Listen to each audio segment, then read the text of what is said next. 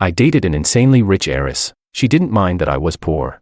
Didn't care that I had no talent or background. She would brave a snowstorm just to go to the suburbs, and buy me my favorite red bean cake, just because I mentioned it. I thought that was true love, until she fell for her best friend's little brother. She threw away the gifts I gave her, only caring about flirting with him all day long. I took the hint. That very day, I stood on the rooftop of a 300-story skyscraper. As I jumped, she ran red light after red light, and climbed the building in a frenzy, but she still didn't make it in time to stop me. And yet, I woke up in the hospital, only to be told by the doctor that I had a minor concussion, and I'd completely forgotten everything about her. Chapter 1. The hottest, most sensational news in Syria recently was none other than the Kim family's eldest daughter, Princess Sophia Kim, spending a fortune at an auction to buy a custom supercar worth over $100 million, just to make George happy. Sophia and George had been married for 7 years. Madly in love, a picture-perfect couple, admired by everyone in the city. Right now, she was sitting on the couch, having rented out the entire luxury car showroom. Watching George test drive each model, the staff waited outside while George was busy, lowering their voices as they whispered among themselves. One said, "That car Mr. Wang drove just now, isn't that the one from the news? Designed by that world-famous car designer. The look, the feel, it really is top tier." Another chimed in, "He's so lucky. How did he end up with someone like Chairwoman Kim? She's got the looks, the body, the power, and all these years, no one's even come close to touching her." Someone else added, "Not only that, Chairwoman Kim is also a total love brain. Just look at how Mr. Wang has been test driving cars for so long, and she's still giving him detailed feedback on every single one. Anyone else would have lost their patience ages ago." Then someone asked, skeptical, "Do you really think a woman can love a man this blindly?" "I don't buy it. Aren't they hitting their 7-year itch? You think they'll survive it?" As they gossiped, one daring employee saw an opportunity to get close to Sophia. He offered to bring her some water. As he approached, he accidentally twisted his ankle and fell toward her on purpose, but just before he could touch her, Sophia's eyes narrowed, and she swiftly moved aside with clear disgust. The man fell hard to the floor, staring at his clearly predatory eyes. Sophia's gaze turned cold with revulsion. She waved at the bodyguard beside her. "Take care of it," she said. The bodyguard stepped forward immediately, dragging the man out without hesitation. Even so, Sophia still didn't feel clean. She took off her jacket and handed it to security. "Get me a new one," she said. "George will think I'm dirty and won't want to hold me." The onlookers didn't dare say a word, only bowing their heads and whispering among themselves. She really does love him to the bone. Otherwise, why humiliate herself like this? I had just stepped out of the fitting room and saw the whole scene unfold. I stood there, dazed. Yeah, Sophia's love for me was so deep. Everyone in the city knew it. She always made me feel secure. I hated the smell of alcohol. So she never drank or went to social events again, even if it meant losing billion-dollar deals. She didn't want me to be jealous. So she never looked any other men in the eye. She only had eyes for me, even if a man brushed against her by accident. She'd apologize to me anxiously, terrified that I might leave her. When the Kim family elders disapproved of us, she did everything in her power to show the world that she would never love anyone else but me. It was because of her fierce love and sincere devotion that I was willing to give up everything to be with her. But no one knew I wasn't from this world. Years ago, I died in my original world and was bound to a system that brought me here, Sophia's world, to resurrect in my own world. I had to win Sophia's heart. After years of carefully building our relationship, I finally became her one and only. She fell hopelessly in love with me. 7 years ago, during a kidnapping orchestrated by Sophia's rival, I was taken and used to threaten her. The demand: she had to cripple herself, or they wouldn't release me. Sophia didn't hesitate. She ruined her own legs, lost gallons of blood, and nearly died. From that day on, the beloved daughter of destiny became a paraplegic, forever bound to a wheelchair. And that was the moment my mission was declared complete. But looking at Sophia, who loved me more than life itself, I hesitated. I couldn't bring myself to leave. I couldn't let go of her. Before the system disappeared, it asked me 2 questions. 1, did I really want to stay in this world? 2, what would I do if Sophia ever betrayed me in the future? At the time, I looked at the woman who loved me so deeply and nodded without hesitation. "I've decided to stay," I said. But I never answered the second question, because deep down, I couldn't even imagine that the woman who gave up her legs for me could ever betray me. After that day, the system vanished, never to return. Over the years, Sophia truly loved me with all her heart, putting me above everything. With love that intense. Everyone thought I should be the happiest man alive. I should be smiling, but right now, I couldn't force a smile. No matter how hard I tried. Chapter 2. Composing myself. I slowly walked out. Sophia looked up at me, and in that instant, her icy gaze melted into tenderness, eyes locked on me as if I were her entire world. We went to the restaurant we had reserved for dinner, but I couldn't shake the heaviness in my chest. Sophia thought I was upset about what had just happened and quickly apologized. George, are you mad? He didn't touch me, I swear. Please don't ignore me. I didn't respond, and her anxiety grew. She asked, what's been going on lately? Why do you seem so down all the time? Is it because I've been too busy with work to spend time with you? I'm sorry, this project is almost done. I'll have more time for you soon. I slowly lifted my eyes. Still cool and distant, I asked, Sophia, is there really nothing you want to tell me?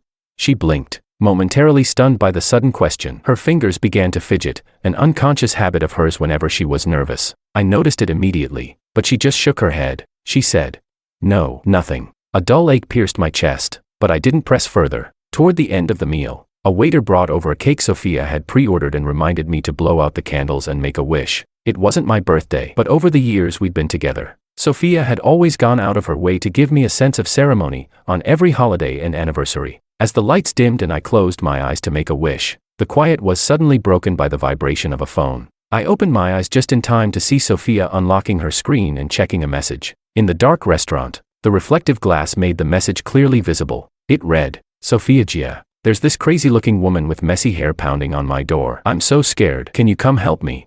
Then, I saw Sophia frown deeply, her hand trembling as she held the phone. A moment later, her inner voice echoed in my ears. She was thinking, what a fragile little guy, scared over the tiniest thing. Whatever, I'll go check on him, he's so reckless anyway. My face went pale, my heart clenched painfully. No one knew this, but before the system vanished, it left me with one final ability. I could hear Sophia's thoughts. All these years, her mind had always been full of nothing but me. But 3 months ago, a new name started popping up in her thoughts, Makoto. He was her best friend's younger brother, just out of college.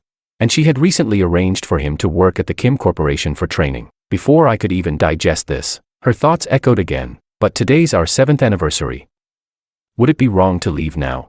She hesitated, then the screen lit up again. Makoto had sent more messages. This time, nothing but cutesy emojis, pouting faces, tearful stickers, playful hearts. That did it. Sophia got up abruptly, closed her phone, and told me the company had an urgent matter she had to deal with. She had her assistant wheel her out in a hurry. I watched her figure fade into the distance, and felt my heart sink to the bottom of a dark abyss. I sat there, numb, shivering. All these years together, Sophia had never lied to me, but since Makoto appeared, the lies started creeping in, one after another. I had never felt this kind of panic before. I tried calling the system. I wanted to check how much Sophia still loved me, but no matter how I shouted, the system gave me no response. That's when it hit me. Ever since I chose to stay in this world, the system had completely disappeared. When I made that choice, I'd bet everything on the belief that Sophia would never betray me. But now, I wasn't so sure anymore. That night, I couldn't sleep. Halfway through, a thunderstorm suddenly rolled in. Then out of nowhere,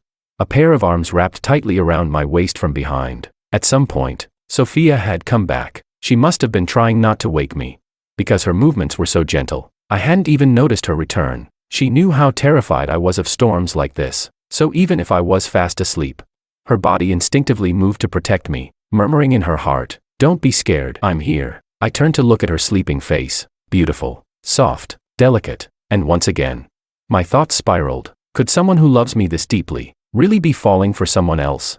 I hugged Sophia tighter, pulling her into my arms, but in the very next second, I saw it, a patch of angry red kiss marks on her neck. Chapter 3. Early in the morning, when Sophia woke up, she realized I was no longer by her side. A sudden panic struck her heart. Without even putting on a coat, she rushed out in a hurry. After searching around, she finally found me sitting alone in the garden, staring blankly into space. Hearing movement, I slowly turned my head. It seemed Sophia had taken a fall. Usually obsessed with cleanliness, her pajamas were now stained with dirt, and her face was filled with worry and panic. Ever since I was kidnapped, Sophia had become more attached to me than ever. As long as she opened her eyes and didn't see me, she would spiral into distress. Now, seeing that I was safe and sound, she immediately rushed over and threw herself into my arms. She said, "George, please don't disappear from my sight like that again. I get so worried." She leaned on my shoulder, And I could hear the voice of her heart. Sophia was thinking.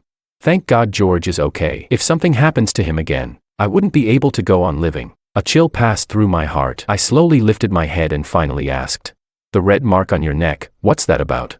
Sophia instinctively reached up to touch the mark. She paused slightly before explaining.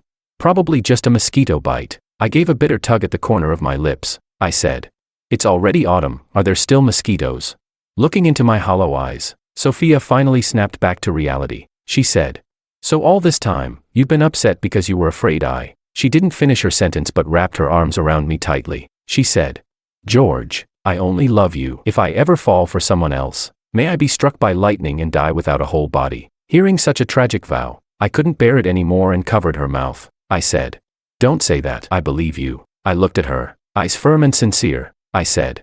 Sophia, if one day you really fall in love with someone else, please tell me. I won't cling to you, but if you lie to me, you'll never see me again in this life. Sophia trembled involuntarily and held me even tighter. She said.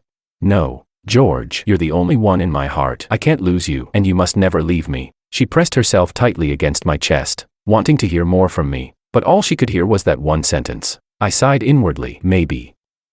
I really was overthinking it, but I didn't even get to relax for a few days before Sophia brought Makoto home the very next day. Clinging to my arm casually, she explained.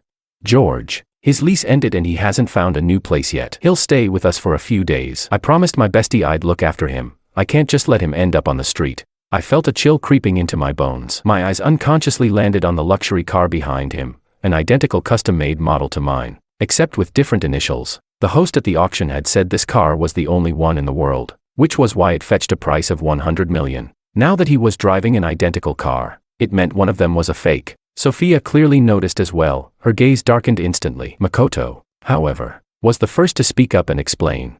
George, don't get the wrong idea. I saw the news about your car and thought it looked amazing. So I asked Sophia to help me get a knockoff just for fun. Despite his explanation, my chest still felt heavy, like a stone was pressing down on it. I could hardly breathe. And as if that wasn't enough, Makoto turned half jokingly and half seriously to Sophia and asked. Sophia, tell me honestly, does this car suit me better, or George?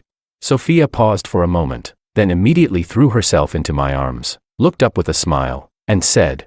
Of course it suits George better. Makoto gave a couple of bitter chuckles, then silently lowered his head, clearly disappointed. As she leaned in my arms, I heard her inner voice again. She was thinking. Don't feel bad. In front of George, I can only say this. At that moment, I involuntarily shuddered. I looked up and happened to catch Sophia's gaze shifting to Makoto. Makoto seemed to sense the look she gave and curled his lips into a faint smile. And once again, her inner voice echoed in my ears. She was thinking.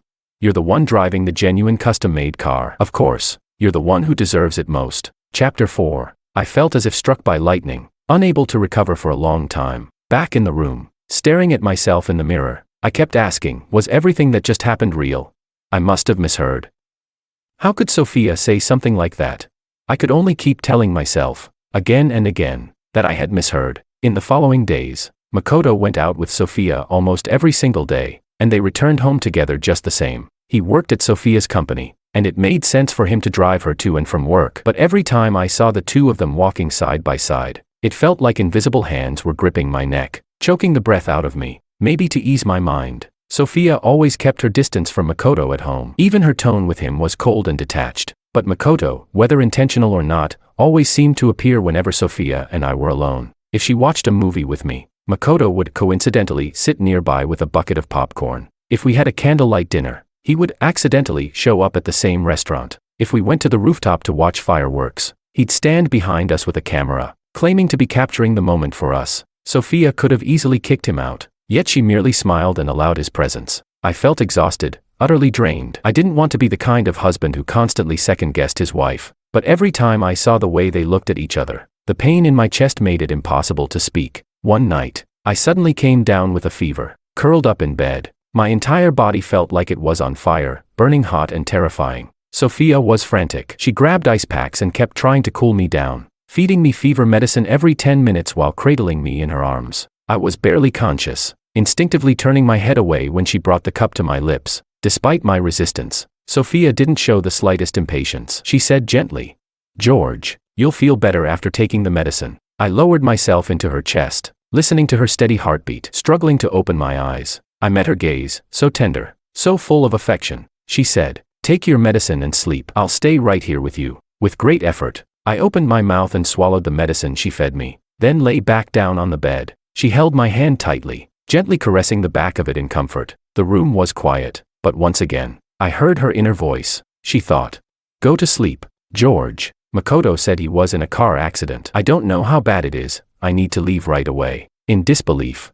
I turned toward her, just in time to see her pulling out her phone. Back turned to me as she replied to a message. The worry and anxiety in her eyes were overflowing, but it wasn't for me. My vision blurred suddenly with tears I couldn't control. I shut my eyes quickly, not wanting her to see the redness in them. Moments later, she came over, softly calling my name a few times. Seeing I didn't respond, she let out a sigh of relief, then hurried out. In that moment, my heart felt like it was being torn apart. I opened my eyes in despair, and the tears spilled uncontrollably, like beads from a broken string. My phone, beside the pillow, lit up suddenly. I sat up and tapped the screen. It was a message from Makoto. It read, "George, check Sophia's phone. There's a surprise waiting." I turned to look at the phone she'd left on the table. A wave of unease swept through me. I knew this was his trap, but as if possessed, I still reached out and unlocked the screen. Sophia's phone password had always been my birthday, so I got in without effort. Her pinned contact on WeChat was me. The profile photo was a picture of us together. The chat wallpaper was entirely made of my photos, but within all the conversations, the name Makoto stood out like a knife to the heart. After a long hesitation, I finally opened their chat, hands trembling, and step by step, I began to uncover the truth. Chapter 5. They had only added each other on WeChat for a few months, yet the chat history was unusually long. It took me a long time just to scroll back to the very beginning. The first message was sent by Makoto when he had just added her. "Hi there, Sophia. I'm Keiko's younger brother. Please take care of me from now on." He followed up with several cutesy stickers filled with hearts. Sophia didn't reply for several days. When she finally did, her tone was cold and distant. She responded, "Stop sending stuff like that. My husband doesn't like it." Makoto sent back a pouty sticker, and then went silent. After that, he kept sending her cute, flirty stickers, but she never responded. He confessed to her on WeChat, and she simply ignored it, until one day, she unexpectedly messaged Makoto first. She wrote, "I was drunk last night. Just pretend it never happened. Name your price. Don't let George find out, or I won't forgive you." Makoto hesitated for a moment, and then sent her a nude photo of himself. He replied, "Sophia, I'm younger than George, stronger than him. You really don't like me. But if you didn't like it, why were you so seductive last night, begging me so passionately? Your body still covered in the marks I left." If it were any other time, Sophia would have lashed out at such behavior with vicious words, but this time, she said nothing at all. From that day forward, the two of them became regular bed partners. During all those moments when Sophia left me, late to my birthday party, disappearing suddenly on our 7th anniversary, postponing our planned trip, she was always with Makoto. The night the power went out, during the minute I made a wish, she sent Makoto a picture of lingerie, teasingly asking, "Wanna see big sis wear this tonight?" And then there was that custom luxury car identical to mine. Makoto had mentioned to her more than once just how much he loved that car. He said, "Sophia, I really love that car. Please, I'm begging you, just let me drive it once." At first, she coldly refused. "Buy another one. You can pick any other model." But he wouldn't give up. He replied, "No, I want that one, the one and only in the world. George has been driving it for so long already. What's the big deal if I take it out once?" He kept bombarding her with pouting, begging, and flirty stickers. Eventually, she gave in. She said, "Stop it. I'll drive it over to you tonight." Makoto was overjoyed and sent her a picture of a drawer full of condoms. He said, "These are your reward." Sophia replied instantly, "Those aren't enough." Reading it line by line, it felt like my entire world was crumbling. I gripped the phone tightly, my face drained of all color, like I'd been struck by lightning. I felt as if my heart had been hollowed out, my entire body trembling uncontrollably. I couldn't believe it. How could I believe it? During all this time, when I waited for her to come home, when I was planning our future, when I lay peacefully sleeping, she was wrapped in the arms of another man. But this was Sophia, the woman who loved me so deeply in public, who once vowed to love me forever in private. The more I scrolled through their explicit messages, the more my heart felt like it was being torn to pieces. Suddenly, I clutched my chest. The pain was so intense, I could barely breathe. The next second, my vision went black, and I passed out completely. Chapter 6. I didn't know how long I had been unconscious. When I woke up, I was already in the hospital. As I opened my eyes and saw Sophia beside me, her face filled with worry, my heart twisted in pain again. Every word she had said to Makoto, every flirtatious message they exchanged, stabbed at my chest like blades. Grief and fury overwhelmed me. I opened my mouth, wanting to speak, but not a single word came out. The pain in my heart was suffocating. I clutched my chest tightly, my teeth grinding in despair. My face flushed bright red. Seeing me like this, Sophia froze. She panicked, hurriedly called the doctor, and held me tightly in her arms. She asked, "George, where does it hurt? Don't be scared. I'm here. I'm right here with you." Doctors rushed to gather around the bed, examining me anxiously. After a series of tests, they finally reached a conclusion. The doctor said, "Miss Kim, Mr. Wong has suffered a severe emotional trauma, and he's developed aphasia." Sophia's body stiffened, a dark gleam flickering in her eyes. She bit her lip and asked, "Who was it? Who hurt George?" Then, she called her assistant in, and declared furiously that even if they had to turn the whole city upside down, they must find whoever had caused me this pain. The assistant quickly left, and once again, the hospital room was quiet, just her and me. I was still in her arms, unresponsive to any words of comfort she offered. I just stared at her blankly, like a lifeless puppet. Sophia was frantic, holding me tightly, whispering softly again and again. She said, "George, please, what happened to you? Can't you tell me? Whoever hurt you, I'll make them pay. 10-fold, 100-fold. My brows furrowed, and I bit my lip so hard it began to bleed. The one who hurt me the most was the one I loved the most. In the days that followed, Sophia canceled all her work to stay at the hospital and take care of me, but I remained the same. No tears, no smile, no words, thinking of how I used to love the pastries from the south side of the city whenever I had no appetite. Sophia personally drove out to get them, and during that short absence, Makoto came. My current state seemed to amuse him. He smiled as he placed a bouquet of lilies on the bedside table and said smugly, "George, I brought you your favorite lilies. You must be wondering how I knew you liked lilies. Huh? Well, they're my favorite too. Every time Sophia bought you flowers, she'd give me the exact same bouquet." I suddenly felt sick to my stomach, remembering the night Sophia came home with fresh flowers in her hands. I looked up at Makoto, only to see that same cocky smile on his face. He said, "George, you've been with Sophia for 7 years. No matter how much love there is, it gets dull in bed. A woman like Sophia, beautiful and driven, she likes men who are young and strong. She told me herself, compared to you, I'm better in every way." Each word was lewd and heartless, slamming into my chest like a hammer. My whole body trembled. I clenched my fists so tightly that my nails dug deep into my skin, but I didn't even notice. Makoto, still wearing that smug look, pulled out his phone, scrolled through some photos, and held the screen up in front of me. He said, "Here, George, take a look. Did Sophia ever get this wild with you behind closed doors?" I tried to look away, but my eyes betrayed me, flickering toward the screen against my will, and when I saw the tangled, naked bodies on the display, I finally couldn't hold it in anymore. I collapsed over the side of the bed, and dry heaved violently. Chapter 7. After Makoto left, I went completely berserk. I smashed everything in the hospital room into pieces. With bloodshot eyes, I threw every single object within sight violently to the ground. When Sophia pushed open the door and came in, all she saw was a room in shambles, and me, barefoot, standing in broken shards of glass, my eyes red as blood, as if facing a dire emergency. She rushed over and tried to hold me in her arms. The shattered glass had deeply embedded itself into my feet, and blood was pooling all over the floor. Yet I stood there as if I couldn't feel a thing, just staring at her blankly. Sophia had never looked so panicked. Her heart ached like it was about to shatter. She tried to hold me, but I fought her with everything I had, gripping her arms tightly. I finally broke into sobs. "I want to go home, let me go home." After 7 days of silence, those were the first words I finally spoke. Sophia was ecstatic and held me up tightly. She said, "Okay, we'll go home. I'll take you back right now."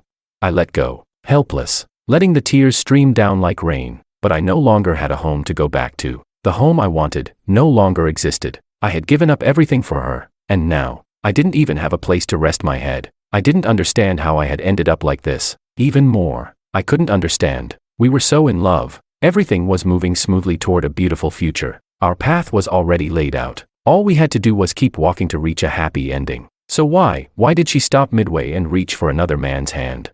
When we got home, Makoto was still there. He sat in the living room, looking every bit like the man of the house, using his mug, drinking the coffee he loved most. My expression darkened instantly. I trembled all over as I looked at Sophia, fighting to keep my emotions in check. Through gritted teeth, I said, "Tell him to leave, now, immediately." Sophia hadn't expected such a sudden demand and seemed hesitant. Before she could even speak, I cut her off coldly. If he doesn't leave, I will.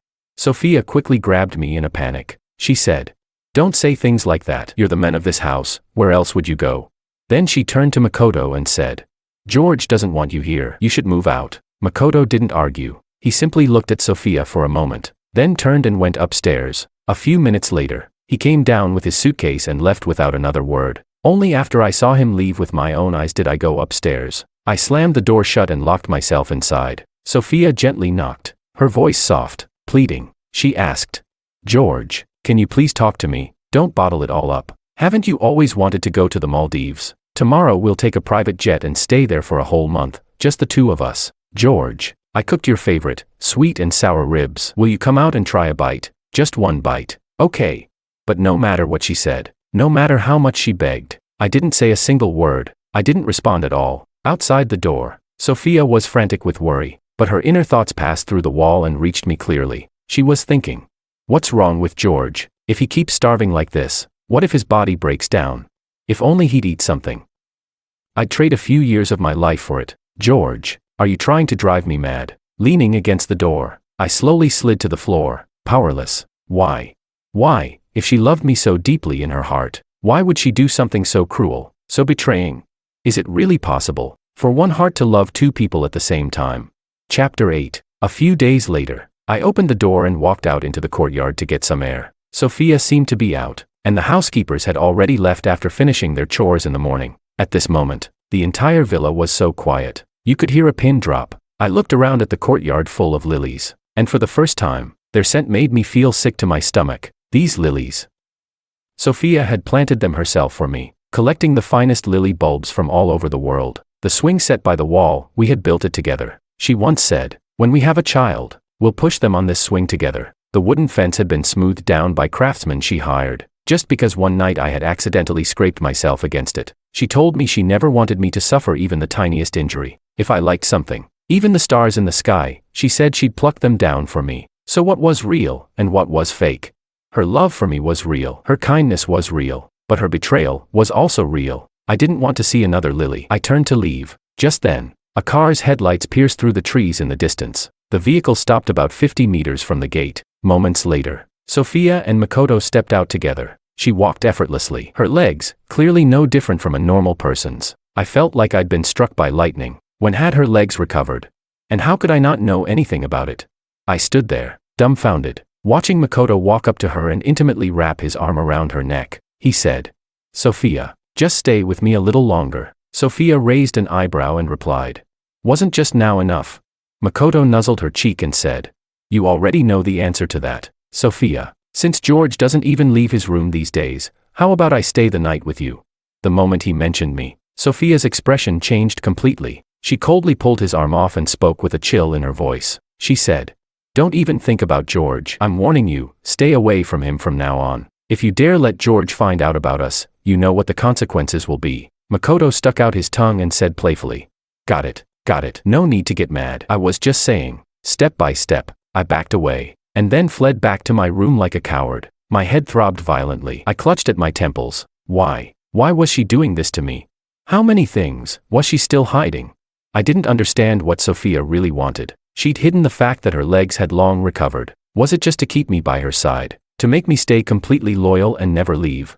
It was because I believed in her sincerity that I chose to stay. But in the end, even that sincerity turned out to be a lie. One blow after another, one truth after another, they broke down every last wall of my defense. I was completely shattered. I regretted it. I deeply regretted falling in love with Sophia. I regretted staying in this strange world for her. My chest ached unbearably. I clutched at my heart, feeling as though I were drowning in a bottomless abyss. Just as I was about to collapse, I suddenly remembered, before the system disappeared, it had left me a parting gift. The system once said, "If the day comes when you regret it all, open this pouch." Like a madman, I rushed to the cabinet and began tearing through everything. Finally, at the very bottom shelf, I found the item the system had left behind. I opened the pouch. Inside, there was only a single line of text. "Never bet your heart against a woman. You will never win. Host. If you truly regret it, there is only one way left to go back." Chapter 9. Late at night, I went up to the rooftop alone. It was early winter, and the night wind was piercingly cold.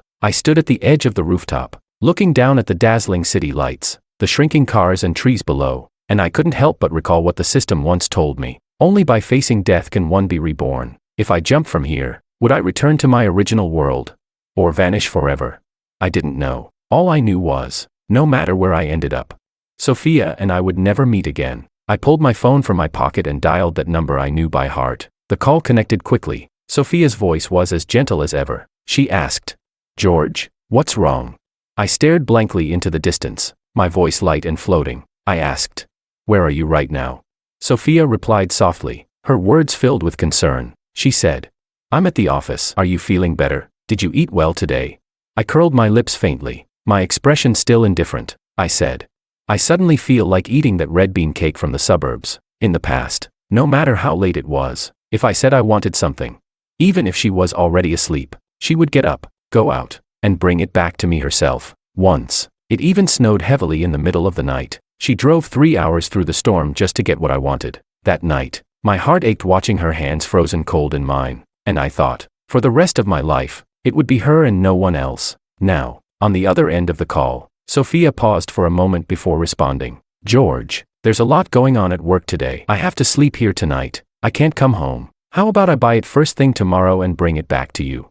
But for the first time, I was unusually persistent. I said, "But I want it now." Sophia hesitated again, but still turned me down. She said, "I'm sorry, I really can't get away right now. I promise, tomorrow I'll bring you as much as you want." Right after she spoke, I heard a soft chuckle from her side. It was faint, but I instantly recognized it. It was Makoto's voice. Sophia coughed hurriedly to cover it up, but I was already bitterly smiling on this end of the line. 7 years of love, and in the end, I gave it all to the wrong person. I rubbed my temples. Then my gaze suddenly turned cold and resolute. I said, "Never mind. I don't want it anymore, not now, not ever." And with that, I hung up the phone. My eyes drifted toward the city lights before me, so bright, so vast. This wasn't my world. Once upon a time, I dreamed of a future among those lights, of one lamp glowing just for Sophia and me. But now, she had destroyed it all with her own hands. "Sophia, from this moment on, in life or in death, we will never meet again." I slowly stretched out my arms,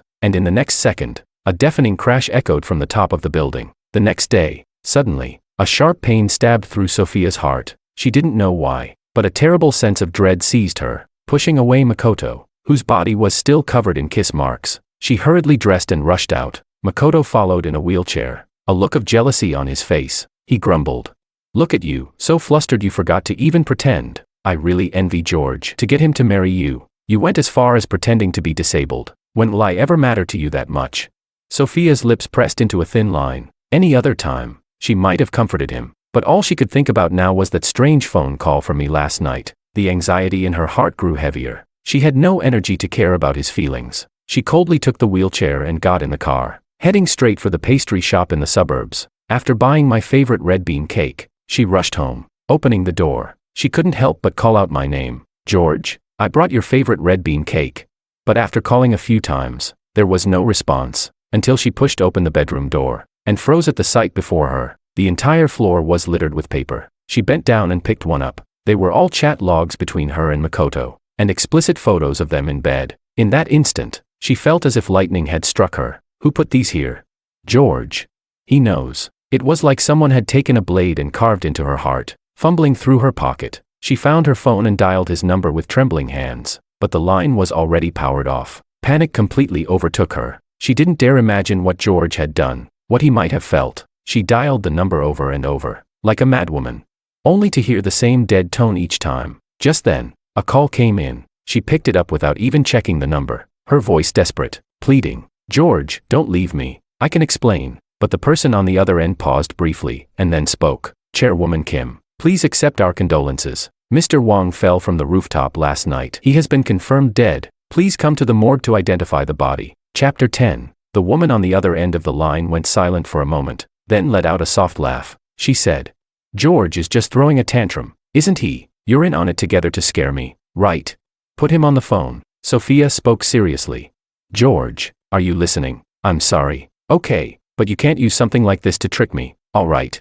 "Miss Kim." The staff member sounded unsure. Having worked at the funeral home for many years, he'd seen plenty of grieving families who couldn't accept the loss of a loved one, but Sophia's reaction clearly went beyond anything he was equipped to handle. He tried to offer what little comfort he could. "Please, you should come in person. Just search for the city funeral home, someone will help you," Sophia asked. "Who the hell are you?" She hadn't heard George's voice, and her tone began to grow irritated. She snapped. "Are you trying to scam me for money? If it's a kidnapping, at least put George on the phone. I want to hear his voice." Seeing that there was no reasoning with her, the staff member sighed and said, "Miss Kim, if you come here, you'll see Mr. Wang yourself." Then he hung up. He let out a long sigh and turned to the mortician beside him. "Clean up Mr. Wang's body a little. When she gets here, we'll have our hands full, and get security. Better be safe." Staring at the phone in her hand, the one that had just gone dead with a cold click, Sophia let out an abrupt laugh. She murmured to herself, "What a clumsy lie. George, you're really so dumb. So dumb you'd come up with this kind of trick to scare me, right?" But a dull, gray fog had settled over her mind. The sounds of the outside world could barely reach her anymore. She stood frozen for a long time. The phone in her hand creaked under her tightening grip. Sophia whispered, "When I find you, I'll apologize." "Okay, I'm sorry, but you can't use something like this to frighten me." Her eyes began to redden. Bloodshot veins crept into her gaze. Somehow, in a haze, she found herself in front of the flower shop. The shop owner, long familiar with her, greeted her warmly. "Miss Kim, back again to buy flowers for your husband. We just got a fresh batch of premium lilies today. Want some?" "Yes," Sophia replied. "He likes big bouquets. Please arrange a large one for me." The shopkeeper worked efficiently and quickly handed her the bouquet. He said, "Mr. Wang is really a lucky man. Is it a special occasion today?"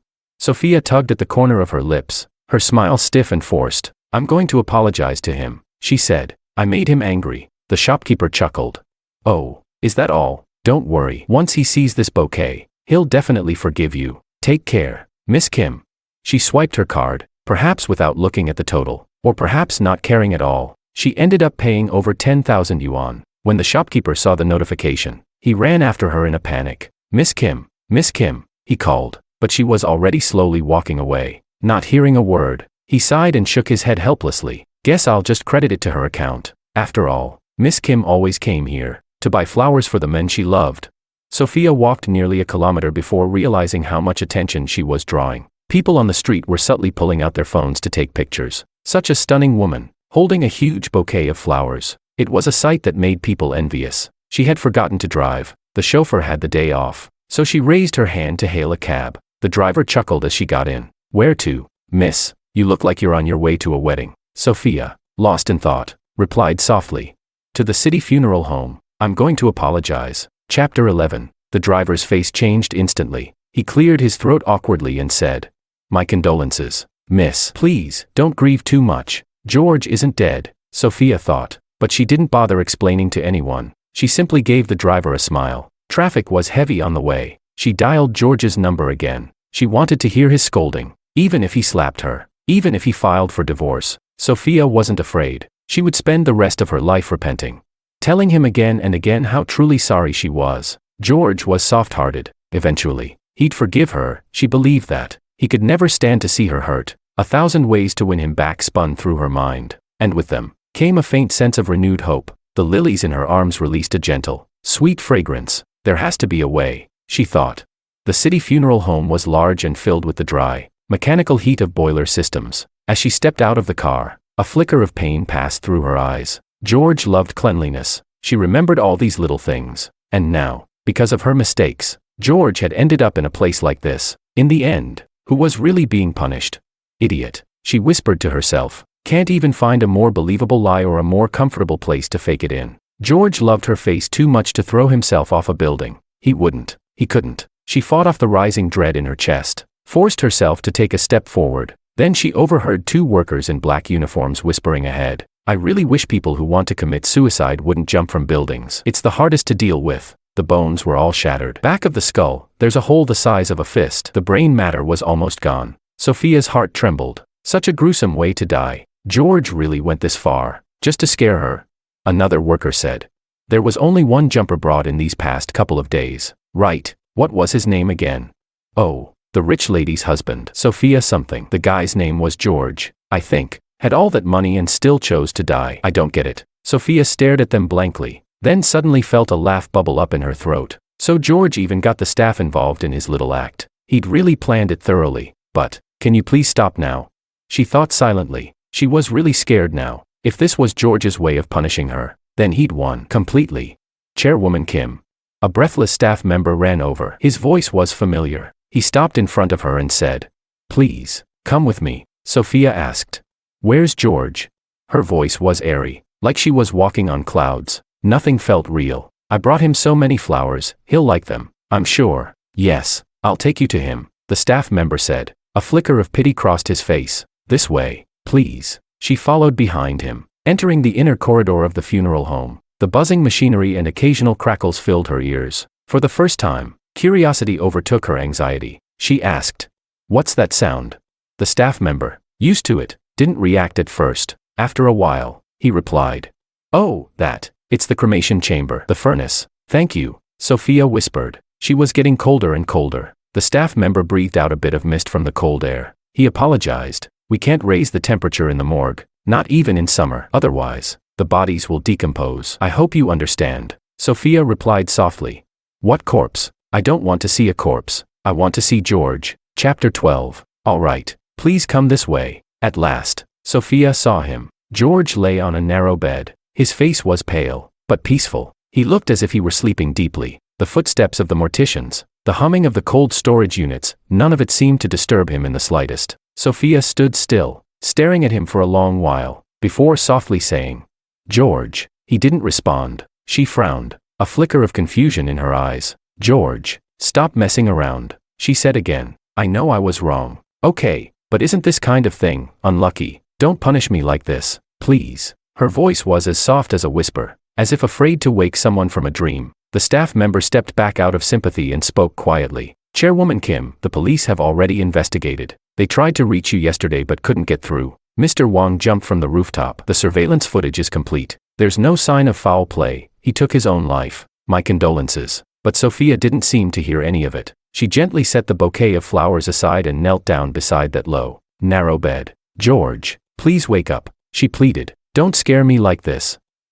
I really know I was wrong." Tears fell from the corners of her eyes, landing on the carefully prepared features of the men she loved. "Look at me," she whispered. "Just open your eyes and look at me." Her trembling hand reached for his cold, lifeless face. Her expression was vacant, like she couldn't comprehend the reality in front of her. She called his name again, and again. Unable to bear the sight, the staff quietly stepped out with the mortician. Outside, they spoke in hushed tones. "They always said Chairwoman Kim loved her husband deeply. Looks like it was true." "Yeah, she still can't accept he's gone."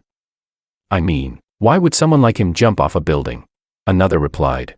"I don't know. If I had a wife like that and all that money, I'd never want to die." But her voice calling for George didn't stop. Even after her throat turned dry, even after it began to bleed, she remained kneeling on the cold ground, still whispering his name. When her voice became little more than a raspy breath, she stared at the body quietly. The tear stains on her face had long since dried. "You lied to me," she murmured. "George, how could you bear to leave me like this?"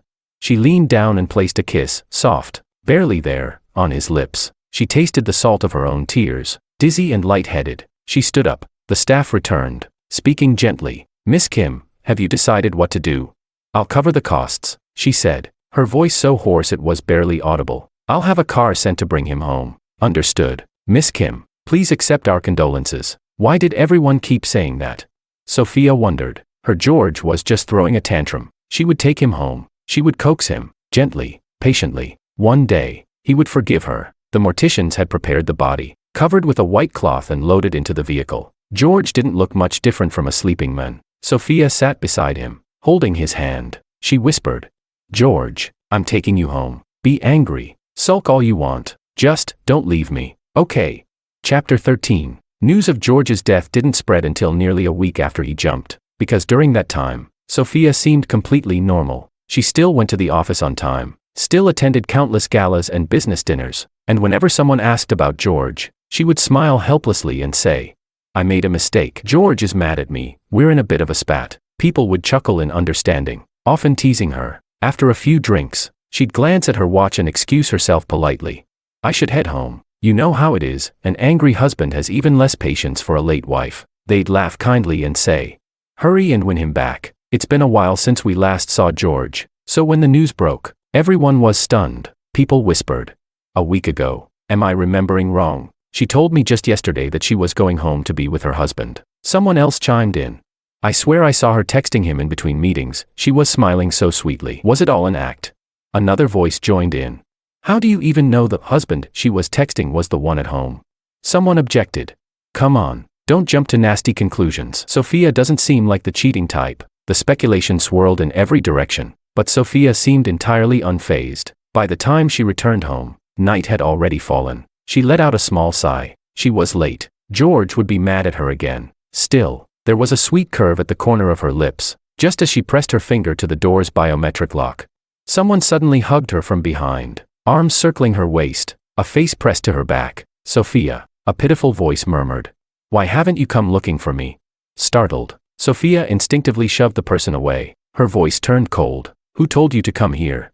Sophia, Makoto bit his lip, eyes glistening with tears. I know you're hurting right now. I just wanted to keep you company. Isn't that okay? Get out. Sophia's voice snapped like a whip. You want to ruin everything for me, she hissed. Makoto, if George gets even more upset because of you, I swear I won't let you off. Get out. Sophia. Makoto screamed as she shoved him down the stairs. His eyes welled up with tears as he choked.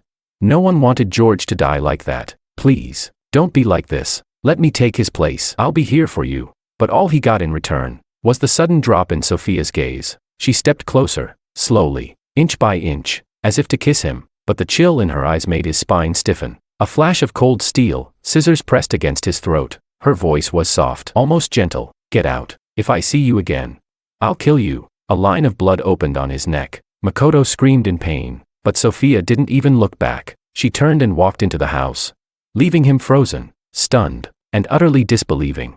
When news of George's death reached Makoto, his so-called friends joked that he finally had his chance to rise. Someone even messaged him, is the husband Sophia always rushes home to see, actually you now? Makoto, of course, hadn't been with Sophia, and the fear that she had already found someone else drove him to her door without a second thought, whether intentional or not. Sophia had forgotten to close the door behind her. Makoto stood at the entrance, staring into the dark, empty living room. A slow-burning anger took root in his chest. Did Sophia already have someone new?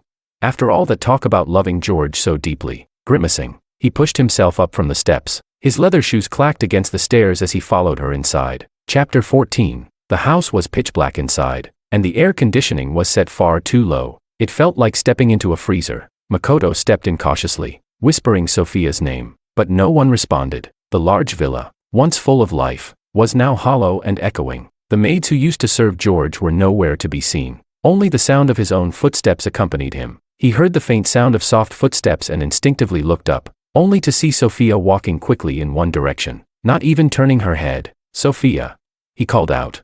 But she didn't stop. He had no choice but to follow her in quick steps. There was something unnaturally cold about this villa. He tried to brush it off, telling himself it was just the overpowered air conditioning. Rubbing his arms and cheeks, he followed the path to the innermost room in the house, the master bedroom, where Sophia and George used to sleep. Makoto had been there a few times before. He knew this was where they once held each other, where they whispered and touched and made love. He used to glare at the door with hate in his eyes, wishing George would just drop dead. And now that he truly was dead, Makoto hesitated. Did Sophia know it was him? That it was his manipulation that pushed George to jump? Biting his nail nervously, he suddenly heard a soft murmuring voice inside the room. Startled, he held his breath and pressed his ear against the door. It was Sophia. Her voice was incredibly gentle. She was speaking in a soft, loving tone, so quiet and broken it was hard to catch the words. But Makoto picked out fragments. George, darling. I love you. His heart skipped a beat, eyes widening in disbelief. Could it be? George wasn't dead. Was the news fake? Had the whole rooftop suicide been a lie? A trap to humiliate him? Makoto snorted coldly through his nose, then pouted and raised his hand to knock. If he could break George once, he could do it again. But what he didn't expect was that the door wasn't locked. His hand pushed forward a little too hard, and he stumbled straight inside, falling hard onto his knees with a loud thud. Ugh, he groaned, wincing in pain. He looked up, and met a pair of utterly emotionless eyes. Sophia was staring at him, as if he were some disgusting thing on the bottom of her shoe. Makoto flinched under her gaze. He instinctively looked away, and then looked beside her. He saw George, lying on the bed, body perfectly straight and still. Something felt off. Makoto stood up quickly, trying to play it cool. George, he said with a half smile. Long time no see. George didn't respond. Makoto took a step closer, trying to wrap an arm around Sophia's shoulder like he used to. But just as he leaned in, something caught his eye. George's eyes were closed. His lips were colorless, drained of life, and though a thick layer of makeup had been applied to his face, it couldn't hide the pale, bluish undertone beneath. This was a corpse. There was no doubt. Chapter 15. Makoto's hands were trembling violently. He took a step back, his throat tightening as if an invisible hand was choking him. No sound could escape his mouth. He wanted to scream. He wanted to run. And then he understood. He finally realized why the villa had smelled faintly strange when he entered. Why the air conditioning had been turned down so low. It was to preserve the corpse. But Sophia just stood there, watching him. Her expression as calm and still as stagnant water. She spoke softly. Makoto, you're the one who told him about the messages, weren't you? Makoto couldn't speak. His back was pressed against the wall, shaking his head frantically as tears streamed down his face. After a long silence, he gasped for air, his voice broken and fragmented. You're insane. He's dead, Sophia. What the hell are you doing? Sophia's face changed in an instant. She stood up and began walking toward him, one slow step after another. Her voice was icy. He's dead. And whose fault is that? Tell me, Makoto, was it you? Makoto tried to flee, but his legs were too weak to hold him. It was his first time seeing a dead body up close, and the reality hit harder than he ever imagined. Sobbing, he cried. It wasn't me. I swear it wasn't. Sophia, I was wrong. Okay, I never should have messed with you. Just bury George, please. I'm begging you. He's really dead. Sophia stopped right in front of him. She bent down, leaned close to his ear, her voice dropping low, just like the countless nights they had once shared in bed. She whispered, I made mistakes, but so did you, and neither of us is getting off that easy. A soft laugh escaped her lips. Makoto collapsed to his knees, shaking as he looked up at her in terror. What are you going to do? Sophia didn't answer. When she left the room, she was still holding a handful of Makoto's hair. He had struggled wildly. It had taken everything she had to subdue him. Now, she was calmly washing her hands. The strands of black hair slid into the white porcelain sink, swirled into the drain, and tangled around the silver stopper. So dirty. Sophia murmured. If George saw this, he'd be angry. Makoto's disappearance stirred no reaction from the outside world. He had come to the city with nothing, and survived only by clinging to Sophia like a parasite. By the time people started to notice something strange about Sophia, a full month had passed. Someone asked, Hey, has anyone heard anything about George's funeral? Has he been buried yet? Another replied, Buried? She said yesterday she was bringing food home for George. Honestly, it sounded sweet at first.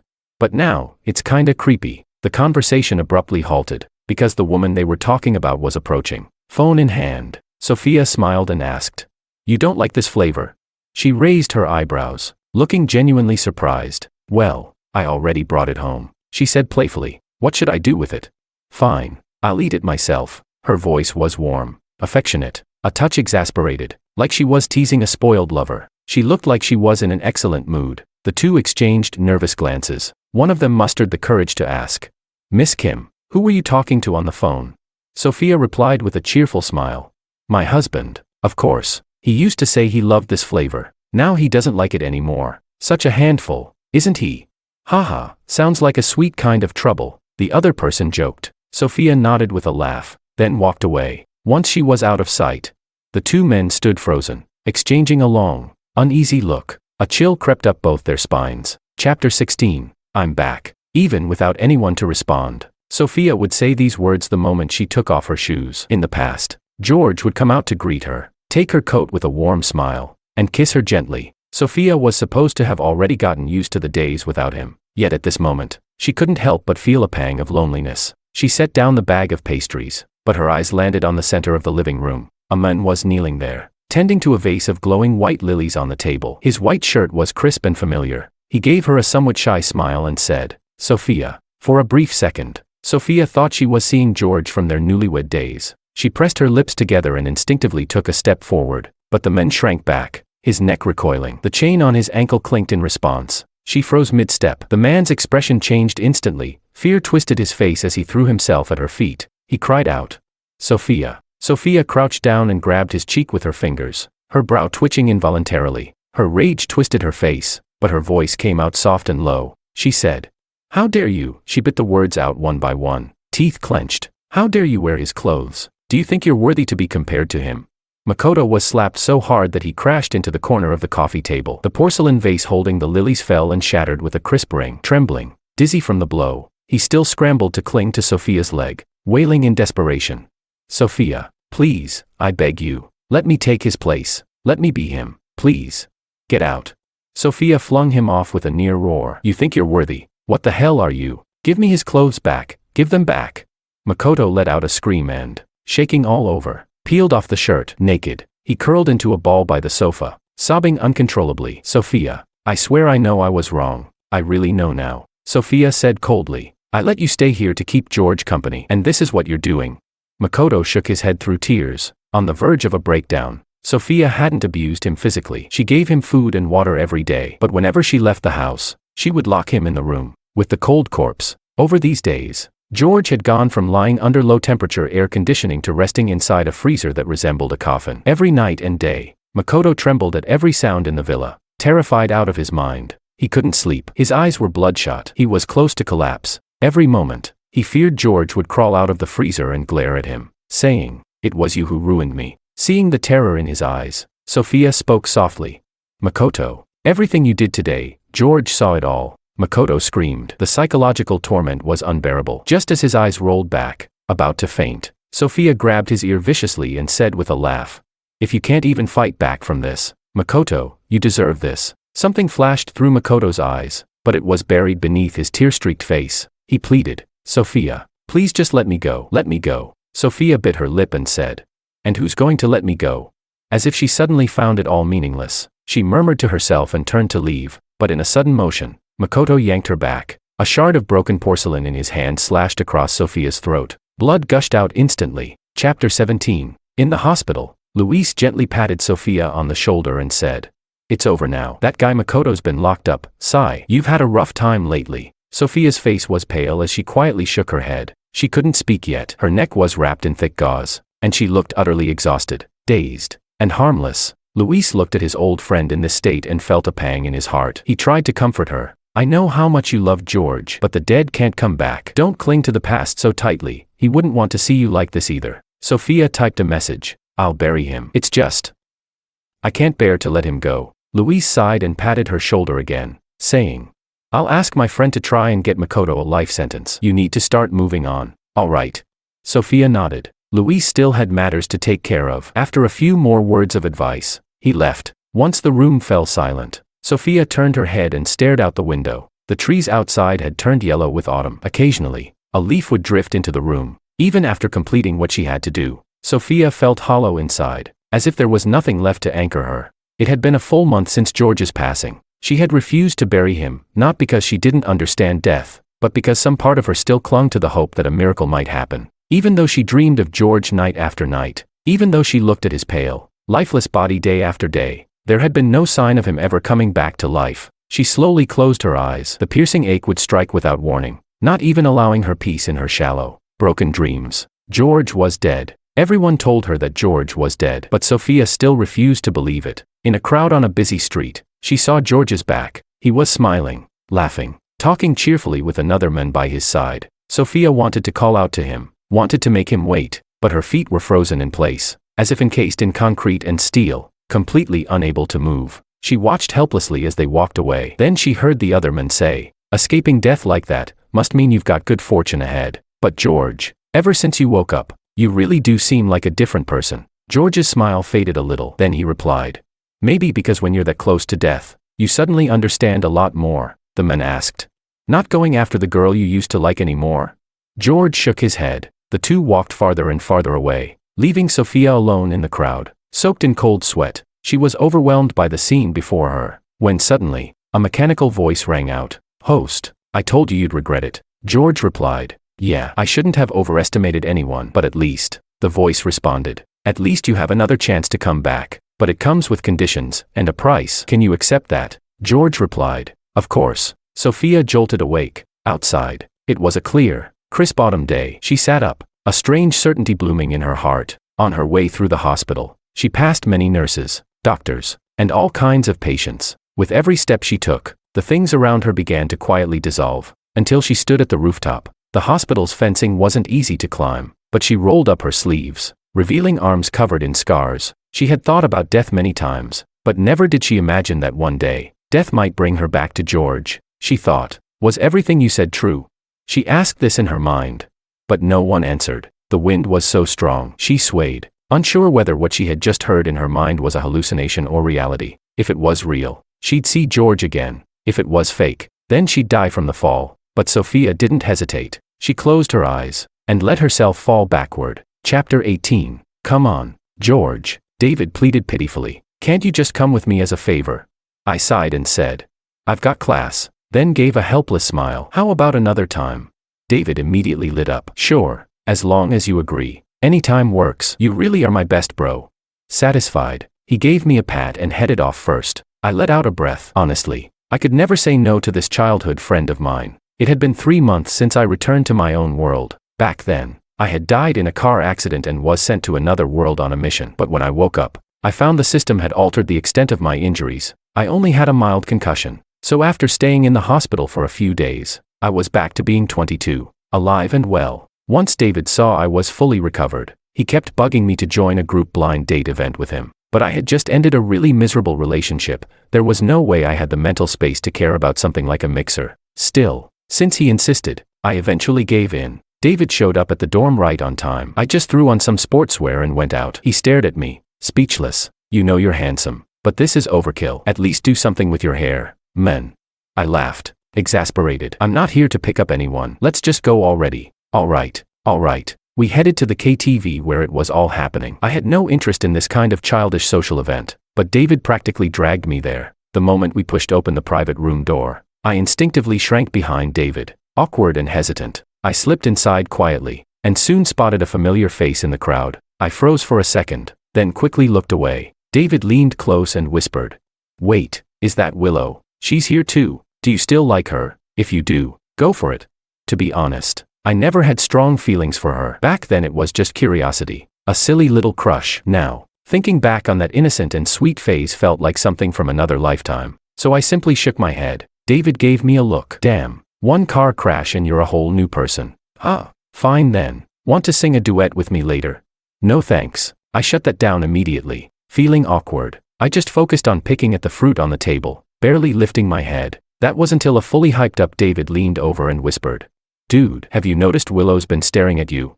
I frowned. No way. I instinctively denied it, but still glanced over, and sure enough, Willow was staring at me without blinking. I was caught off guard. She immediately curved her lips into a small smile and pointed at her phone. I looked down. She had messaged me. She wrote, Feeling better. Scrolling up, I saw our old chat, or more accurately, my one-sided enthusiasm. Willow had always replied curtly and indifferently. I replied, Much better. Thanks for checking in. I took a sip of beer. She asked, Can I come over and sit next to you? This time, I was truly stunned. The old Willow couldn't even be bothered to acknowledge me. So, what the hell had changed? Chapter 19. In the end, I still turned her down. The private room was noisy as hell, and after 2 drinks, I just wanted to get some air. I slipped out quietly, standing in the hallway, sleepily scrolling through my phone, trying to think about the lab report due tomorrow. But someone was standing beside me. George, came Willow's soft voice. Are you not feeling well? I replied, No, then asked in surprise, What are you doing out here? Willow was a popular girl, never short on guys who'd come running with just a wave. Her being at a dating mixer like this, I had to admit, I was curious. She said, Too loud. Willow replied, I prefer quieter places. That was something we actually had in common. I'd had a bit of alcohol, so my guard was down. I asked, Then why'd you come here at all? You still looking for a boyfriend? I am. Willow answered bluntly. I came for you. She pulled a tiny flower from her pocket. It was small and trembling slightly in the night breeze as she handed it to me. I looked down at it, then let out a small laugh. What's this supposed to mean? She said, Someone told me you liked lilies. I went to more than a dozen flower shops but couldn't find any. They were all sold out. This is the best I could get, I said calmly. If you gave me a lily, I'd reject it. From now on, I don't like lilies anymore. Inside Willow's mind, a voice replied, See, I told you. The system fell silent for a long moment. Willow grumbled. Where the hell did you even get your data? How is it sometimes so accurate, and other times completely off? Should I even trust you anymore? What if George ends up hating me? After a long pause, the system responded. I'm sorry. I'll try to provide more accurate information from now on, Willow asked. What's your name again? The system said. Sophia. That was my name. Sophia. After waking up, Sophia found herself becoming the host of a strategy guide system. She could truly see George through Willow's eyes, but she could no longer be anything more than a system designed to teach Willow how to love George. She no longer had a body, no longer had the ability to act on her own. The only thing she had left was all the experience and memories she'd shared with George over the years. She knew what he liked to eat, what shows he watched, what kind of flowers and people he was drawn to, but she could never tell George any of it herself again. Willow and George walked back to school together. She smiled and said, "I'll make sure David gets home safe. You go ahead and rest." I nodded. "All right, thanks for today." Willow smiled. "No big deal." On the way back, she was still talking with the system. She said, "Good thing I have you guys. Otherwise, I'd probably regret this for the rest of my life. As long as I successfully win George's heart, he won't die, right?" The system replied. "Yes." For some reason, Willow sensed a hint of sadness in the system's mechanical tone. It said, "Please continue your efforts, host. Completing the strategy is necessary to prevent the target's death." Willow replied, "Recommend me a few books he likes tonight. I want to understand him better." Understood, host. Chapter 20. I realized. Willow seemed to be chasing after me. I had indeed once liked this girl. To others, that might have just been a few days ago, but for me, it felt like emotions from a lifetime past. I stared at the message she sent me on my phone, then silently turned off the screen. David immediately yelled, "Didn't you used to like her? Why are you ignoring her now?"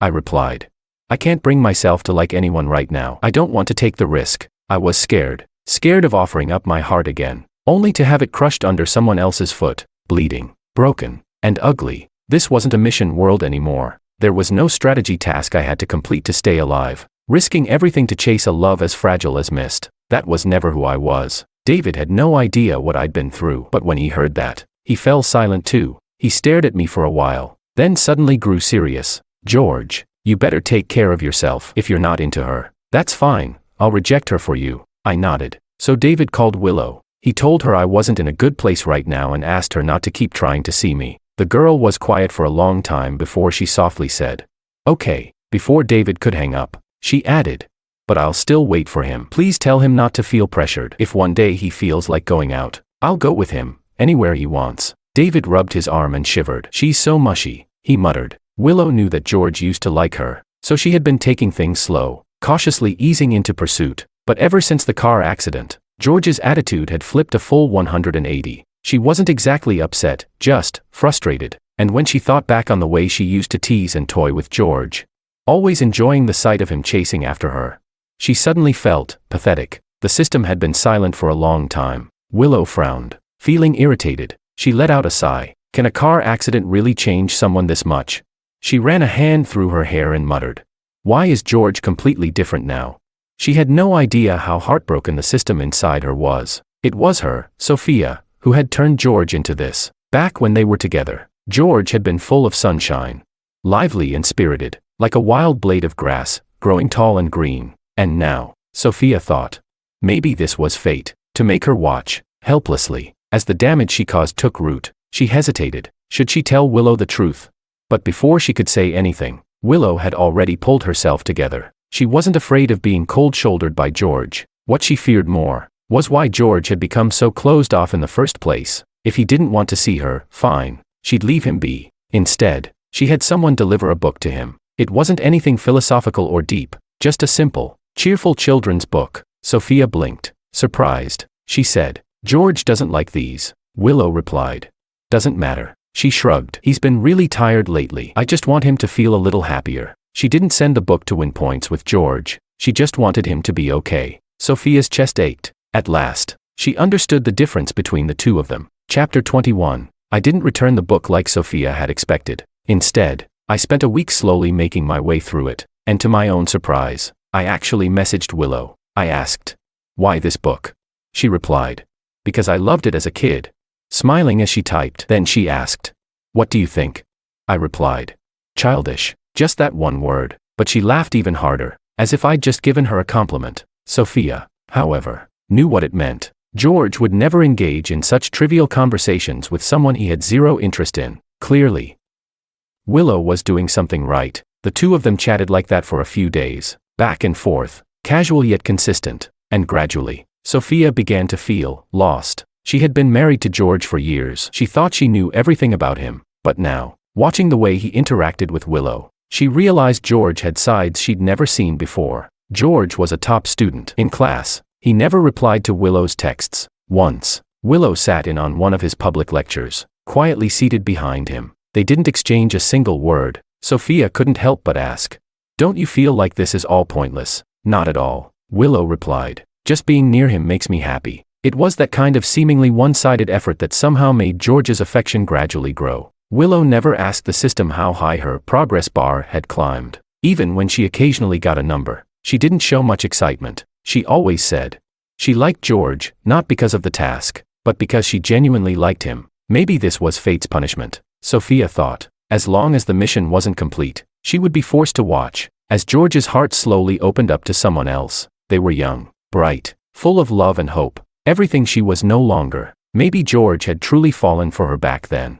But Sophia knew, at the start, he had approached her with a purpose, and she had used filthy means to make him stay. Deceit and concealment were the foundation of their so-called love. Now, all of it was too faded to even hold shape. She once thought that becoming a system meant she'd stop feeling pain, that being in this world was simply a last look at George. But now, it was like drinking poison to quench thirst. Every extra glance, every added thought, only made her realize how much closer Willow was getting to him. Like on this bright, beautiful spring night, 3 months had flown by. There were no grand gestures or passionate confessions. But the space between their hearts had quietly narrowed. Willow checked the weather forecast and sent him a text. "Wanna go out for a spring walk?"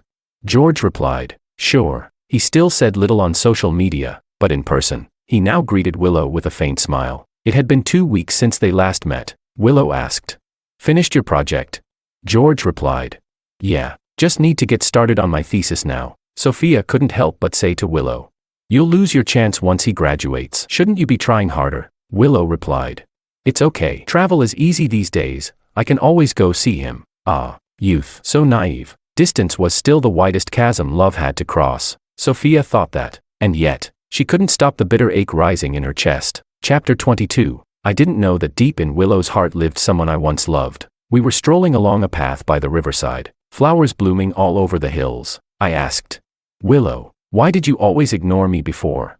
Willow froze. She had known I'd ask that sooner or later, and even now, she couldn't help but feel embarrassed. She said, "Back then, a lot of classmates said you were really handsome." She spoke softly. "Smart too, but kind of cold. So when you talked to me first, I was really happy. But I was afraid I wasn't the kind of person you imagined. That once you got to know the real me, you'd think I was boring." It was rare for her to open up like that. Her cheeks flushed a faint pink from embarrassment. I turned my head to look at her. After a moment, I let out a soft laugh. "All right then, I forgive you." So Willow wasn't completely indifferent after all. Now that it was out in the open, she seemed far more at ease, walking beside me. Even her breathing became lighter. Then she asked, "What about you?" Her tone was sincere. "Why did you suddenly start talking to me again?" I said, "Someone who likes reading about chipmunks, how bad could she really be?" It was such a simple conversation. Sophia thought to herself. How long had it been since she and George talked like this? Their relationship had long been filled with tangled desires, money, status, a never-ending web of ambition and pretense. But in truth, George was just a young man, barely stepping into the real world. Sophia asked Willow in her mind, "I remember your family is pretty well off too. Won't they expect you to marry someone of equal background?" Willow responded absent-mindedly, "If anyone's out of reach, it's me. I barely made it into this university. George's intelligence is on a whole different level." Sophia realized there were still such pure thoughts and relationships in this world. Maybe the odd one out was her. She'd lived too long in a world of vanity and indulgence, and had long forgotten what it felt like to sit face to face and speak openly with someone. I noticed Willow would occasionally drift off. I'd experienced that too, back when I first entered the mission world and was constantly talking to the system. It made it hard to focus on the reality right in front of me. Was Willow also just doing a mission now? I blinked, looking up at the petals swaying in the treetops. A wave of confusion welling up inside. If opening my heart again meant getting hurt, would I still choose this path? Maybe I would, because I didn't think Willow was that kind of person. The rest of the walk, we both had our own thoughts, but on the surface, everything was calm. We ran into a few photographers carrying cameras. One of them laughed and said, Let us take a photo of you two, free of charge. Willow looked at me for confirmation. Do you want to take one? I smiled and replied, sure. So we stood side by side, politely posing. The photographer encouraged us. Come on, get closer, a bit more natural. I hesitated several times before placing my hand lightly on her shoulder. My face a little flushed. In the end, I wrapped my arm around Willow. Click, we finally had a photo together. The photographer beamed. You two look great together. Best wishes. I instinctively said. Thanks, then realized what I'd said. I turned to look at Willow. Her eyes were filled with joy. Chapter 23. The path down the mountain wasn't easy to walk. Willow reached out her hand to me several times, and each time, I took it. She looked visibly delighted. Her delicate and beautiful face glowing even more brightly. She smiled and said, You're being really nice to me today. I asked. Am I usually that bad? I curled my lips slightly. I've never treated you badly, have I? Willow just smiled, saying nothing. But inside, her heart was churning. She called out to Sophia in her mind. I think he's accepting me. He really is. The affection meter was at 60%. Not love yet, but definitely something. Sophia should have been happy for her, but she could only respond with silence. After a long while, she gave a faint chuckle and said, Congratulations, host. On the way back to the dorm, Willow said, Your birthday's coming up in 2 weeks, right? I replied, Yeah. I looked at her and smiled. Are you planning to give me a gift? Don't tell me it's another children's book, she replied.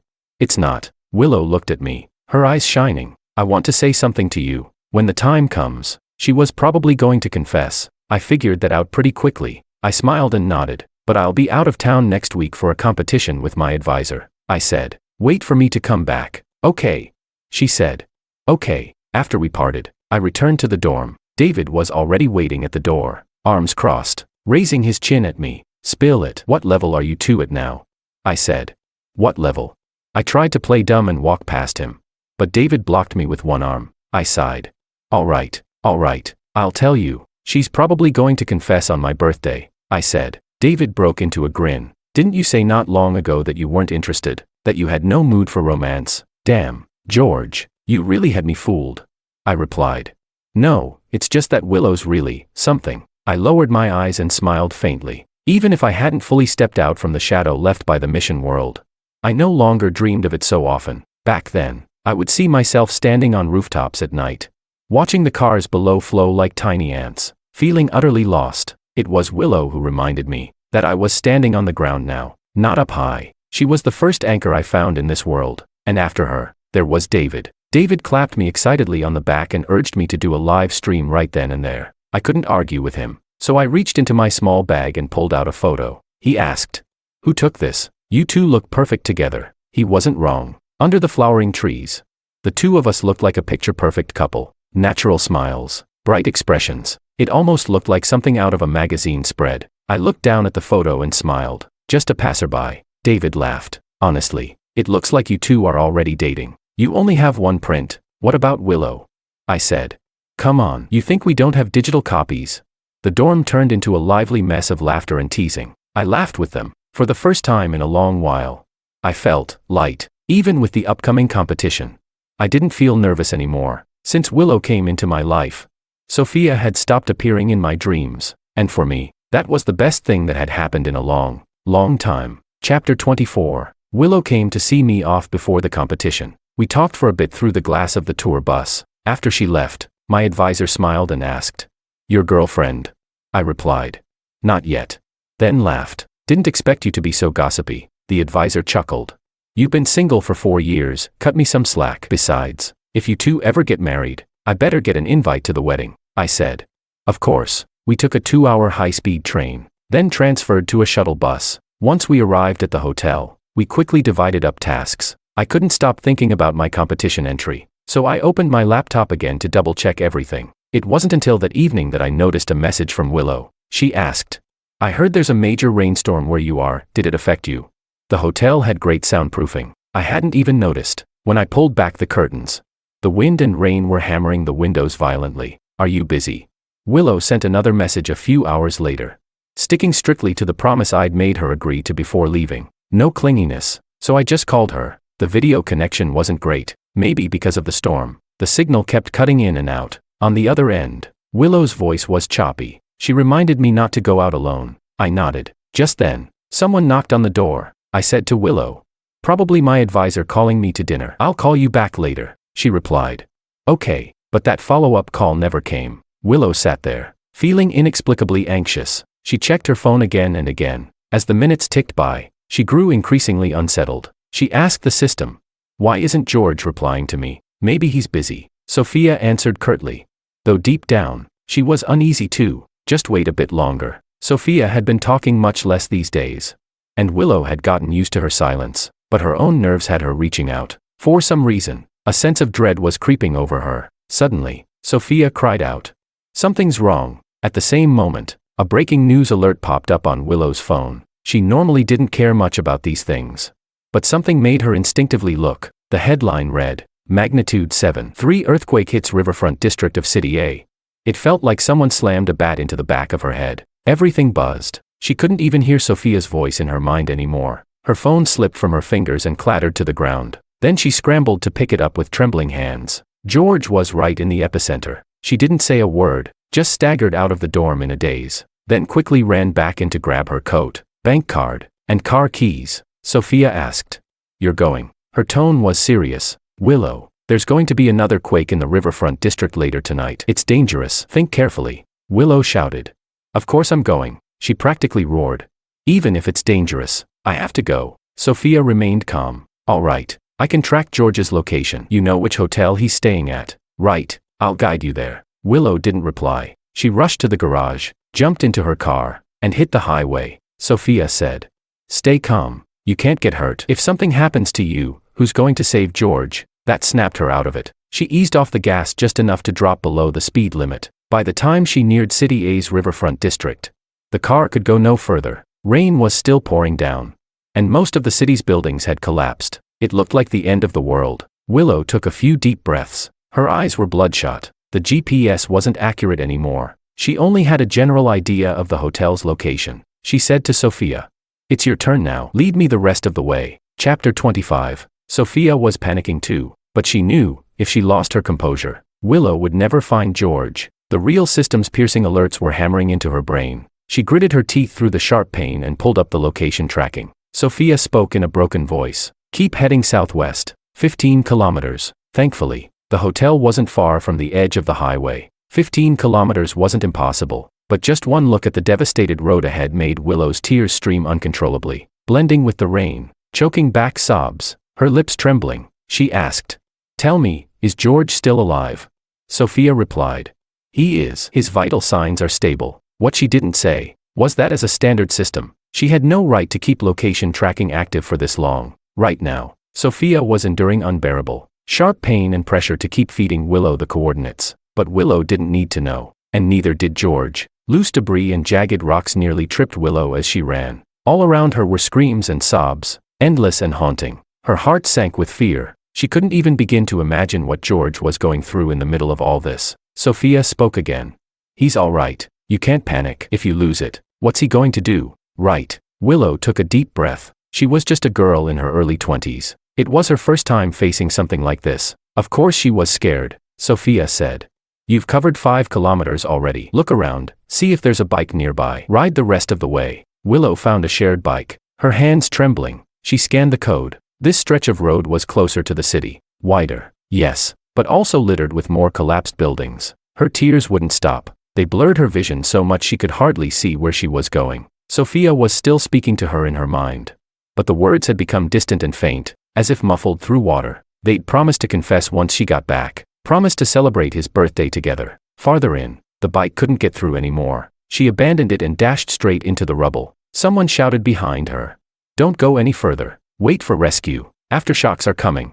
But Willow ignored them. Head down, she sprinted toward the only place she could think of. She called out to Sophia several times, but got no response. Frowning, she asked, "Where do I go now?" Sophia, after a long pause, the voice finally answered, slower than before, "To your right. 2 kilometers. That's where his signal is." Sophia was in too much pain to speak properly. A system could help its host, yes, but that didn't mean it could use its privileges endlessly. Sophia had pushed through 2 hours of intense strain. If a soul could take physical form, hers would be battered and bloodied by now, but her heart was clear. She was glad she could help Willow, because helping Willow meant helping George, alone and helpless, somewhere out there. Even the tiniest chance to be close to him, Sophia would take it, no matter the cost. Willow was running at full speed. The soles of her feet had been cut open by shards of stone.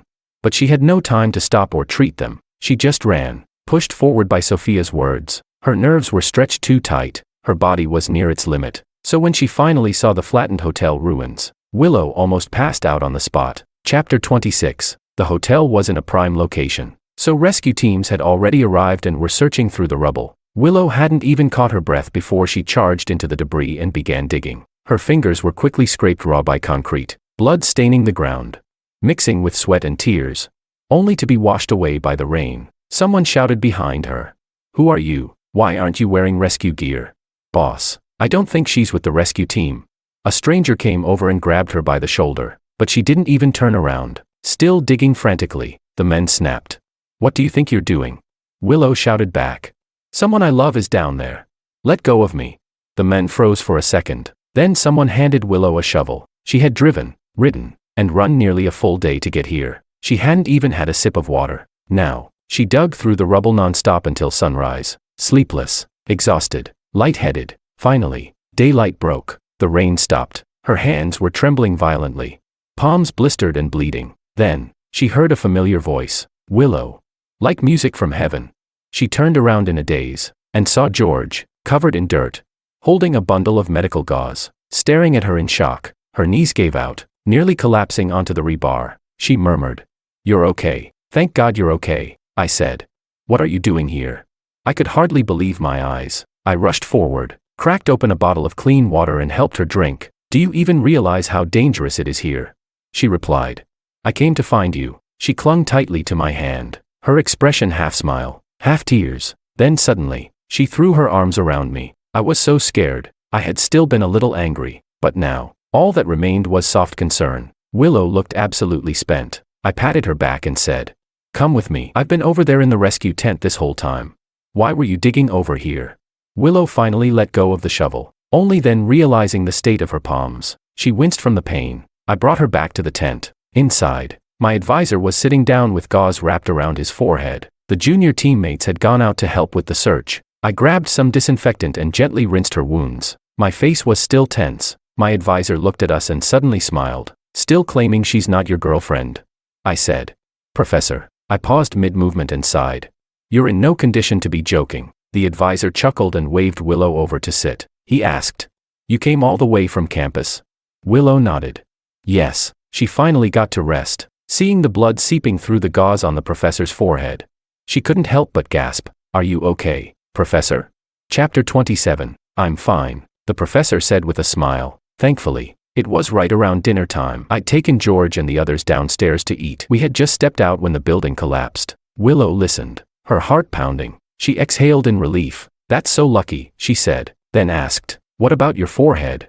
The professor waved it off casually. "I tripped and hit something. George already patched me up," I said. "Willow, let the professor get some rest. Come give me a hand." As soon as I called her over, she stood up immediately and said to the professor, "You take it easy. I'm young and healthy. I'll go help him." The professor smiled. "Good kid, go on." Then, this disaster had struck out of nowhere, though I'd called Willow over. I hadn't actually assigned her anything. Instead, I pulled over a simple but soft mat, patted her shoulder, and said gently, "You're not seriously hurt, so you shouldn't be sitting on the cold ground either. But you must be exhausted. Rest here for a while." Willow's heart softened. She took my hand and asked, "Are you hurt anywhere? Are you hungry? Tired?" "I'm fine," I said, "but your hands are a mess." 2 of her fingernails were torn up, and her palms were covered in blisters. I lowered my gaze, the concern in my eyes unmistakable, and carefully disinfected her hands again with iodine. I asked, "How did you know I was here?" I was genuinely curious. "I don't remember sending you my location." There was no signal in the city anymore. Willow's heart skipped a beat as she realized. The voice in her mind had been silent for a long time. She looked slightly uneasy. After a long pause, she said softly, "No matter what, you believed in me, didn't you?" I looked at her for a moment, then nodded. "I do. I believe in you." Hearing that, Willow's tense expression finally relaxed. She opened her mouth to say something, but then the ground shook again, suddenly and violently. The bottles on the table rattled. Shouts erupted from outside. "Aftershock! Crouch down and cover your head. The tent won't collapse. There was no time to think. I yanked Willow into my arms and crouched down with her, just like the people had said. The tent's simple structure wouldn't cave in, but several support rods from above came crashing down against my back. I took the hit, stifling a groan of pain. Willow flinched in alarm and tried to pull away. But I held her tightly. I whispered, "It's okay, it doesn't hurt." Only once everything had settled did she look up at me, and saw the faint shimmer of tears in my eyes. She shouted, "Idiot. Let me see your back." I turned around obediently. There was just a large bruise where the rods had hit. Willow reached out, gently pressing her fingers to the bruise, and her tears welled up again. Chapter 28. Why do you even bother? Willow choked out the words. You're already hurt so badly. Why are you still helping me? I stared blankly for a second, then softly replied, "Yeah. I don't know either." Suddenly, something clicked in my mind. I wrapped my arms around her, tears soaking into her shirt. I said, "Willow, no matter what you're hiding from me, I'll forgive you." Host. A mechanical voice suddenly echoed in Willow's mind. Sophia said, "Your current affection score is at 87%. Willow let out a breath of relief. She turned and hugged me tightly. Pressing a soft kiss on my dust-covered cheek, she said, "All right, you rest now. Looks like most of the rescue teams have arrived." I gave a small hum in response, my eyes still watery, which Willow gently wiped clean with her hand. Willow asked the system, "Where were you just now?" For some reason, she felt the system's tone was downcast, recalling that long stretch of silence earlier. She hesitated and asked, "Do you guys run out of energy or something?" Sophia replied quietly, "That's one way to put it. Congratulations, Willow." When Sophia finally regained consciousness, the first thing she saw was George, holding Willow tightly in his arms. She felt jealous, hurt, but also genuinely happy for him. Willow truly loved George. He wouldn't be hurt anymore. Naturally, my competition was a wash once the roads reopened. Our group returned to campus. The entire way back, Willow clung tightly to my hand, as if afraid I'd disappear again. I sighed. For the city we left behind, and for the contest I'd lost. My advisor patted me on the back, trying to comfort me. "There'll be bigger achievements ahead. Don't let this weigh on you." I nodded and said, "Take care of yourself, Professor." After we said goodbye, I got into Willow's car, looking out at the familiar streets.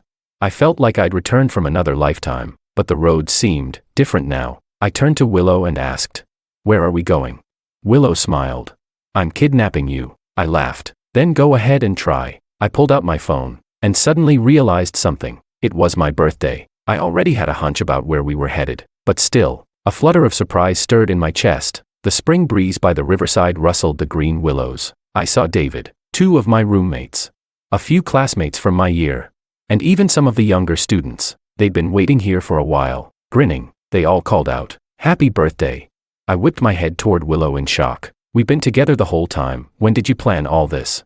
She smiled. "Before we left." "Now get out of the car." It was already dusk. A few friends slowly approached, wheeling out a birthday cake. The candles showed my age, and just as I closed my eyes to make a wish, fireworks lit up the riverside sky. Chapter 29. I thought to myself, I've seen grander occasions and more luxurious birthday setups in mission worlds, yet none of them moved me like this moment. I opened my eyes and saw Willow standing before the fireworks, her head lowered as she looked at me. Softly, Willow said, "Even though I've already told you how I feel, I still want to say it again, George, I like you." She held a bouquet of flowers, not pure white lilies. My eyes turned slightly red. I forced a smile and said, "What a cheesy confession, but I accept." As my words fell, mixed in with the cheers around us, came a lonely electronic voice. Sophia said, "Congratulations, host. Favorability has reached 90%. The strategy mission is complete." After finishing the cake and watching the fireworks, a few friends playfully pushed Willow into my arms. Giggling as they walked away, we strolled along the riverbank,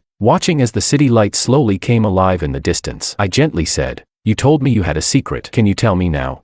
Willow hesitated, unsure, but didn't want to hide it from me, though she knew I might not believe her. Telling me the truth was something she felt she had to do. She called out to Sophia several times in her mind, but there was no response. As we walked in silence, Willow wrapped her hand around mine. She said, "No matter what the secret is, you have to believe me. I've never lied to you." I replied, "I know." I smiled faintly and said, "Willow, what you want to say, is it about the mission?" Willow's eyes widened in disbelief as she looked at me. At the same time, in my mind, I heard Sophia's quiet, sorrowful voice. She said, "I should have told you earlier, George wouldn't not believe you, because he was once a mission executor too, and his mission target was me. Willow was too stunned to speak. From her expression, I knew I was right. Tilting my head slightly, I said to Willow, "You didn't just appear out of nowhere, so I'm guessing you didn't come to this world because of the mission. I think it was my car accident that triggered the strategy mission for you, wasn't it?" "Yes." Willow nodded. "How did you figure it out?" I said. "Because that was the moment your attitude changed completely. Back then, the system told me I had to pay a price. At first, I didn't know what that price was. Looking back now, I think it was becoming your mission target." My tone was incredibly calm, but it made Willow nervous instead. She tightened her grip on my hand, her voice slightly trembling as she said, "But I like you. Not because of any mission. It's because." The next second, I kissed her lips. Chapter 30. I said softly, "You don't need to explain anything to me. As long as the love is real, that's enough." I hated lies the most, but Willow had never once deceived me from beginning to end. She said she loved me, and that was real. That was already enough. Willow's eyes turned slightly red. Everything she had feared would follow never happened. George was fine, so fine it made her feel like she was still dreaming. Her mission was complete. From now on, there would no longer be a Damocles sword hanging over George's head. She could love him wholeheartedly. My eyes quietly gazed at her, then I smiled. Willow couldn't hold back anymore. She tilted her head up and offered her cheek. I lowered mine and kissed her lips. I tasted the salty bitterness of my own tears, but even more than that, her sweetness. When our emotions had finally settled, we sat down on a public bench. Willow heard the soft ticking of a countdown in her mind and asked in confusion, "What is this?" Sophia said calmly, "I'm leaving now. Thank you for completing this mission. I've done a lot of wrong to George in the past. In the end, I never truly made it up to him. Willow, I hope you can treat him well for a lifetime." She wasn't just leaving, she was dying. Ordinary systems, once their host completes a mission, can move on to the next world. They have the right to rest. But Sophia was different. She was never someone from this world. She wasn't even a real system. After overdrawing all her energy, even her soul would dissipate, never to exist in this world again. Before leaving, she looked at George one last time through Willow's eyes. She said to the main program, "I have only one last wish." The main program replied, "As long as it's not too much, I can grant it." Sophia murmured, "I want George to forget me, forget all the harm I ever brought him." This is already another world, isn't it?